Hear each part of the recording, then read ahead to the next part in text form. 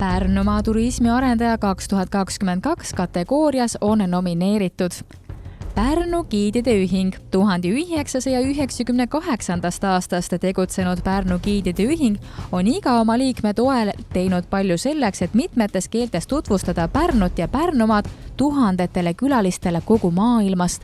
Aga ära ei unustata ka kohalikke inimesi, keda selle aasta ülipõnevad giidituurid on pannud oma kodukohta hoopis teise nurga alt vaatama ja väärtustama.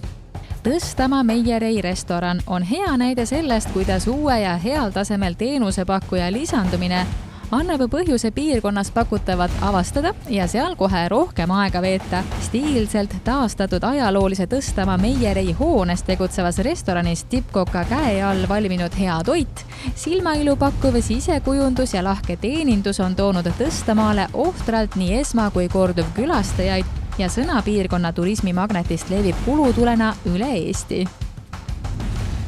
Tõnis ja pojad osaühing Fishing Village on kõige muu kõrval tuntud ka oma rikkaliku meelelahutusprogrammi poolest, kuid sel aastal toodi turule täiesti innovaatiline toode prügipüük Your Green Holiday. Tänaseks päevaks on selles aktsioonis, mille käigus on koristatud Sauga ja Pärnu jõge ja jõe kaldaid, osalenud üle 600 inimese.